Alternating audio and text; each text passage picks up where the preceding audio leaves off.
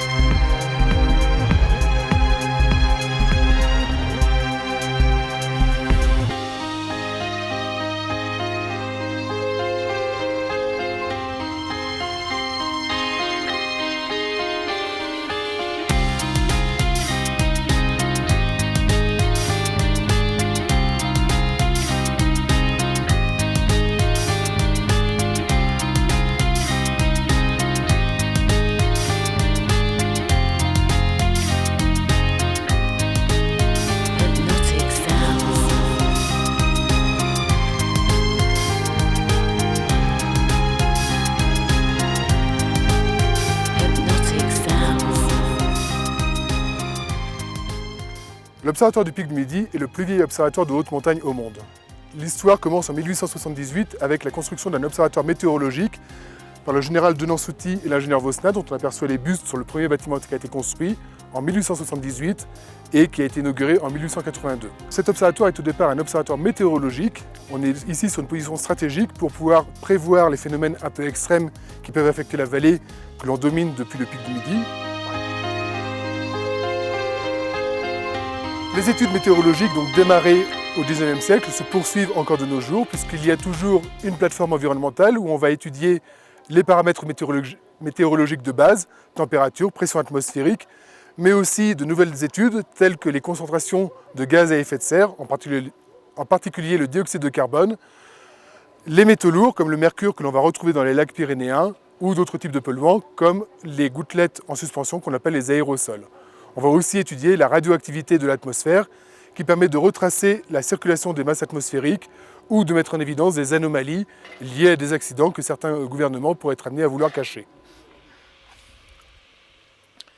Des premiers relevés météorologiques en 1878 aux mesures actuelles effectuées à la plateforme environnementale, on a donc 140 ans de surveillance permanente des paramètres atmosphériques. On mesure donc aussi au pic du Midi le réchauffement climatique, puisque les températures nocturnes se sont élevées en moyenne de 1,6 degrés sur cette période.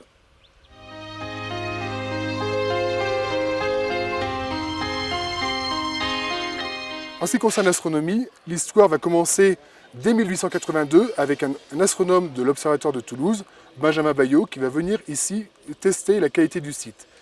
Il va se rendre compte qu'on est ici sur un site de qualité exceptionnelle, puisqu'on a très peu de turbulences atmosphériques, turbulences que l'on connaît couramment par le phénomène de scintillation des étoiles. Autrement dit, on a ici des images d'une netteté incroyable. Il faut savoir que le pic du Midi et la construction d'observatoires en haute montagne d'une façon générale est décidée de façon à s'affranchir au maximum de la pollution lumineuse. Les observatoires historiques, donc construits à partir du XVIIe siècle à Greenwich ou à Paris en particulier, donc sont vraiment au cœur des villes. Et l'invention de l'électricité et le développement de l'éclairage urbain va rendre ces observatoires complètement inopérants pour l'observation du ciel profond.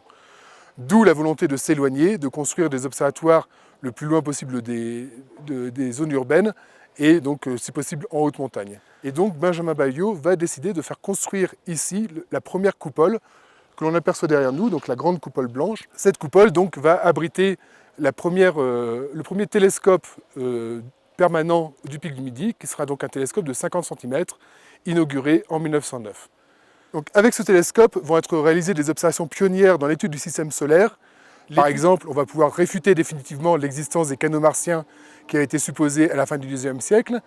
Et la NASA, dans les années 1950, va solliciter le pic du Midi pour participer à la réalisation de l'atlas photographique de la Lune, atlas qui va servir ensuite à choisir les sites d'alunissage des missions Apollo.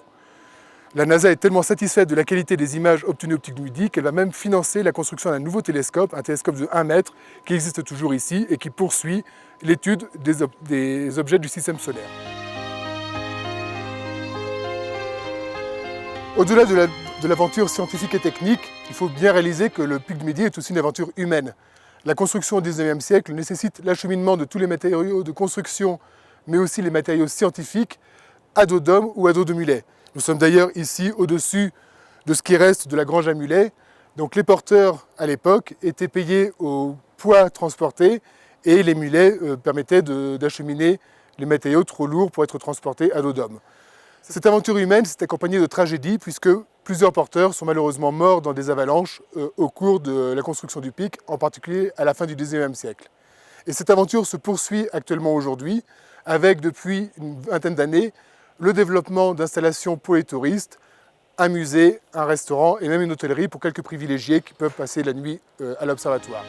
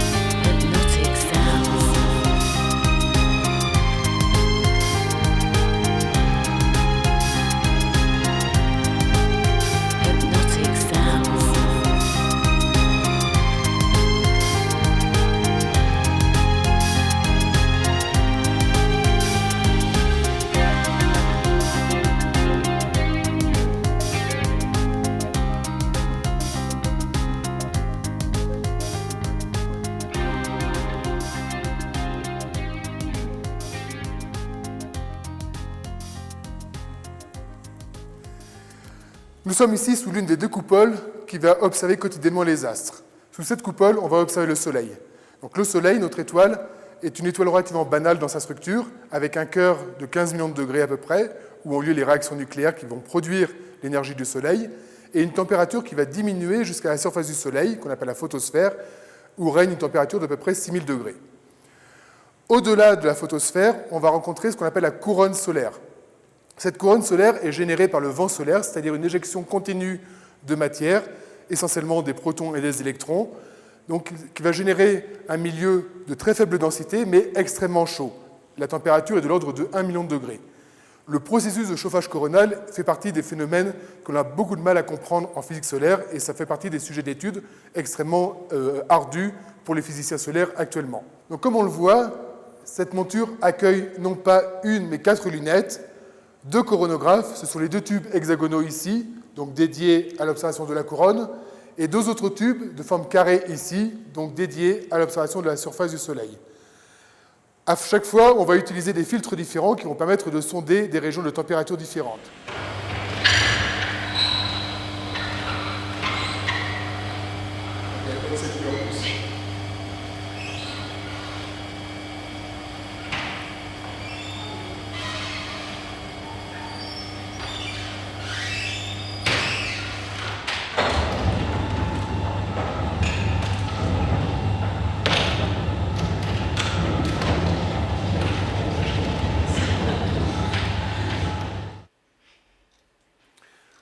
On voit ici l'observation en direct du Soleil, avec sur les 2 écrans de gauche la couronne du Soleil, et on voit en particulier ici une magnifique éruption en train de se produire, et sur les 2 écrans de droite, la surface du Soleil, la photosphère donc, avec des phénomènes de taches, en particulier on en voit une très bien ici, qui illustre donc les phénomènes magnétiques à la surface du Soleil. Avec les 2 coronographes, on va pouvoir observer simultanément d'une part ce qu'on appelle la couronne froide, qui est à quelques centaines de milliers de degrés, et la couronne dite chaude qui monte à plus d'1 million de degrés.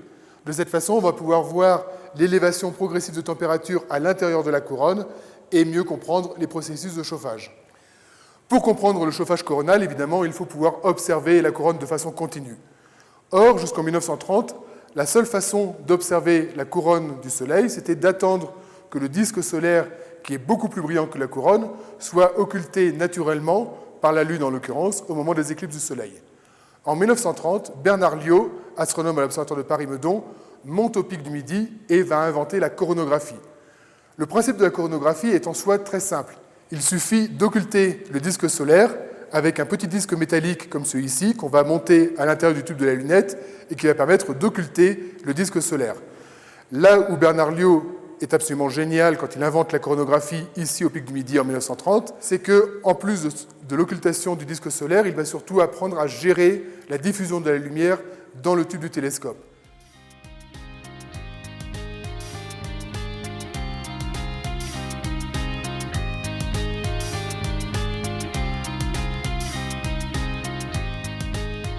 La lumière va être effectivement en permanence déviée dans sa trajectoire par exemple, des particules de poussière qui peuvent se trouver à l'intérieur du tube ou par des phénomènes de réflexion multiples. C'est d'ailleurs pour ça que je manipule ce petit disque avec des gants pour éviter de déposer dessus de la poussière qui viendrait dégrader la qualité des observations. On a là une très belle illustration du phénomène de diffusion de la lumière. On est dans un brouillard et les gouttelettes d'eau en suspension dans l'atmosphère vont dévier dans toutes les directions les rayons lumineux et on va perdre l'information sur l'origine de ces rayons et donc on ne percevra plus la forme des objets qui nous entourent. En même temps, on est dans un bain de lumière qui est même éblouissant en ce moment. L'étude de la couronne du Soleil est donc importante pour mieux comprendre la physique du Soleil lui-même, mais aussi pour mieux comprendre les relations entre le Soleil et la Terre. La couronne est donc composée de particules électriques éjectées à très grande vitesse par le Soleil, et ces particules peuvent parvenir jusqu'à l'atmosphère terrestre. En pénétrant dans l'atmosphère terrestre, ces particules vont provoquer des réactions chimiques qui vont générer des traînées lumineuses qu'on appelle les aurores boréales. Ça, c'est l'aspect sympathique des interactions entre le Soleil et la Terre. Mais ces particules, en pénétrant dans l'atmosphère terrestre, peuvent aussi générer ce qu'on appelle des orages magnétiques, c'est-à-dire une modification du champ électrique de l'atmosphère qui peut avoir un impact dommageable sur l'activité humaine avec des phénomènes de court-circuit ou des perturbations dans les télécommunications. Ces phénomènes de court-circuit peuvent avoir une très grande amplitude, comme ce qui s'est passé par exemple en 1989. On a eu un phénomène de blackout dû à un court-circuit dans une centrale électrique nord-américaine et par un phénomène de réaction en chaîne, quasiment un quart de l'Amérique du Nord s'est retrouvé privé d'électricité pendant plusieurs heures. Pour la petite histoire, avec ce phénomène de blackout, les Américains ont redécouvert l'observation du ciel nocturne et certains ont même paniqué en observant la Voie lactée. On a bien là une démonstration que la pollution lumineuse nous a déconnectés de l'observation du ciel.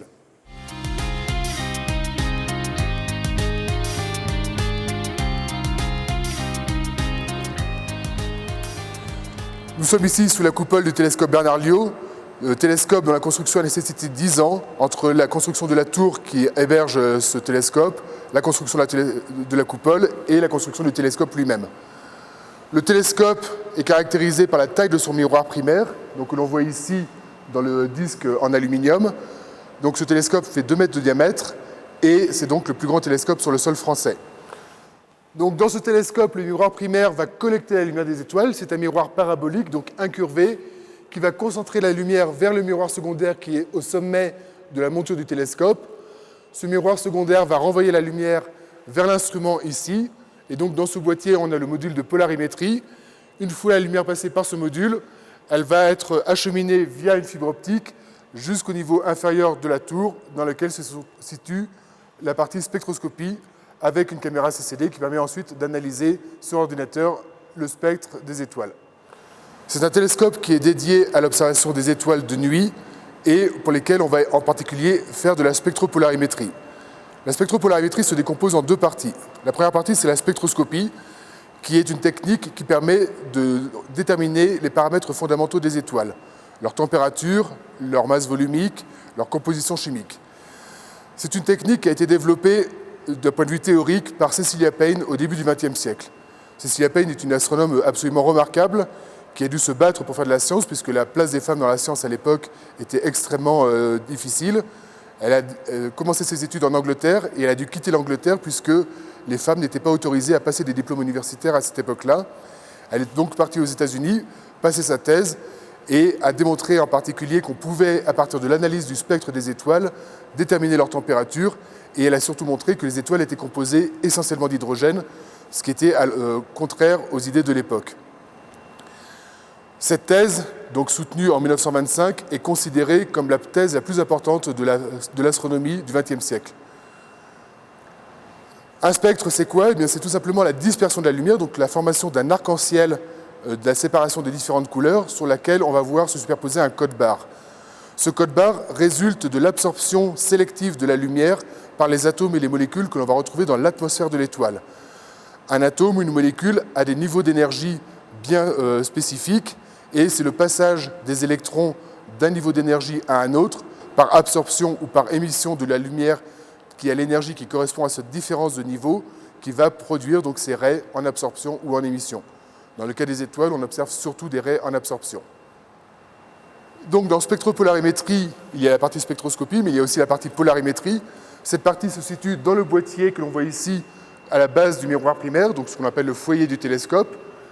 Dans ce boîtier, on va trouver des cristaux qui vont se comporter comme des filtres polarisants. Ces filtres polarisants sont relativement similaires à ceux que l'on a dans certaines lunettes de soleil ou les lunettes que l'on nous donne quand on va voir un film en 3D.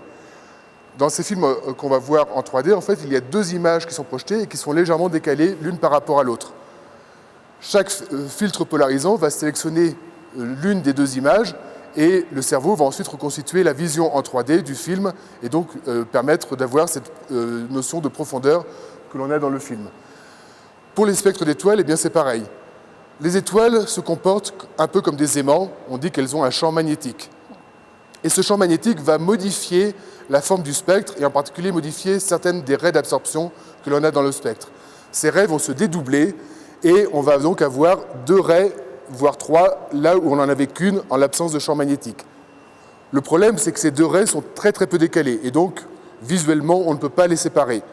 Pour les séparer, on va donc utiliser leur propriété de polarisation et le fait qu'on peut sélectionner l'une ou l'autre de ces deux composantes avec le filtre polarisant et les mesurer séparément. Et donc, à partir de là, mesurer précisément leur séparation et donc évaluer le champ magnétique des étoiles.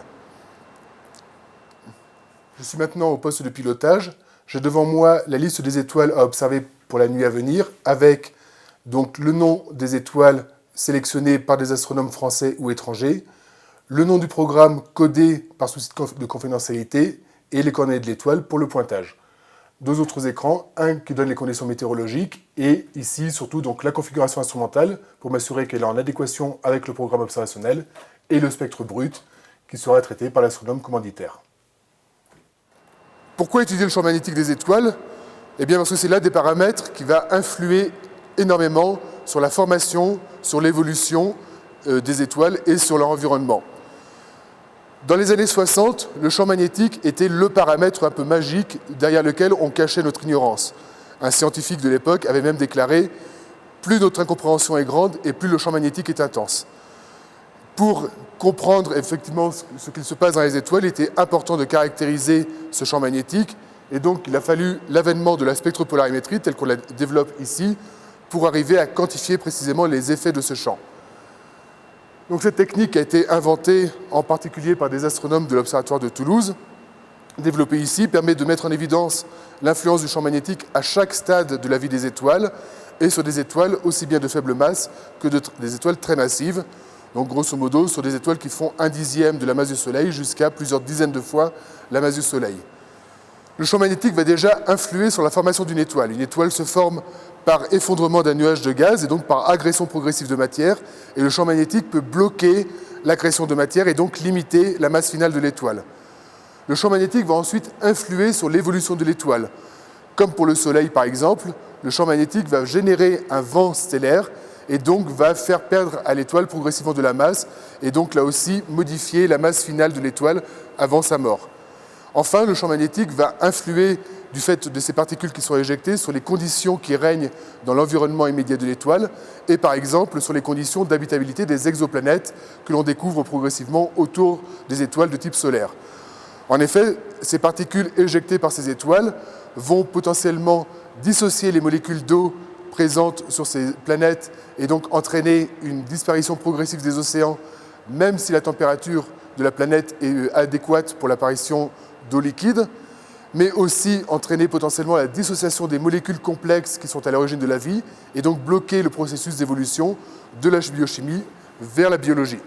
Parmi les étoiles étudiées au télescope Bernard-Liot, on peut citer par exemple l'exemple d'une étoile dans la constellation du Cygne qui est relativement similaire au Soleil en termes de stade évolutif, de température, de masse, et pour laquelle on a détecté pour la première fois un champ magnétique qui se comporte comme celui du Soleil.